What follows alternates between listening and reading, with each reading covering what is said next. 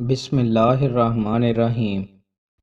رسول اللہ صلی اللہ علیہ وآلہ وسلم نے ارشاد فرمایا، تم ایسے نماز پڑھو جیسے تم نے مجھے نماز پڑھتے ہوئے دیکھا ہے۔ جب نماز کا وقت ہو جائے تو تم میں سے کوئی اذان دے، پھر تم میں سے جو بڑا ہو وہ امامت کرائے۔ رسول اللہ صلی اللہ علیہ وآلہ وسلم نے ارشاد فرمایا، مؤذن کو اس کی آواز کے مطابق مغفرت سے نوازا جاتا ہے۔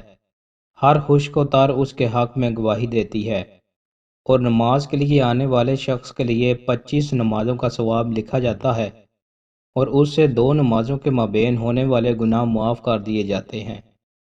رسول اللہ صلی اللہ علیہ وآلہ وسلم نے ارشاد فرمایا، 3 اشخاص روز قیامت کستوری کے ٹیلوں پر ہوں گے، وہ غلام جس نے اللہ اور اپنے مالک کا حق ادا کیا، وہ امام جس سے اس کے مقتدی خوش ہوں، اور وہ شخص جو روزانہ 5 نمازوں کے لیے اذان دیتا ہے۔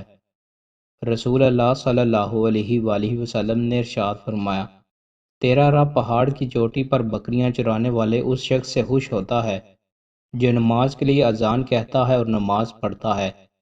چنانچہ اللہ عز و جل فرماتا ہے، میرے اس بندے کو دیکھو، وہ اذان کہتا ہے اور نماز پڑھتا ہے، وہ مجھ سے ڈرتا ہے، میں نے اپنے بندے کو بخش دیا اور اسے جنت میں داخل فرما دیا۔ رسول اللہ صلی اللہ علیہ وآلہ وسلم نے ارشاد فرمایا، اگر تم میں کسی کو نماز میں مشغول اپنے بھائی کے آگے سے گزرنے کا گناہ معلوم ہو تو اس کے لیے 100 برس کھڑے رہنا ایک قدم اٹھانے سے بہتر ہوتا۔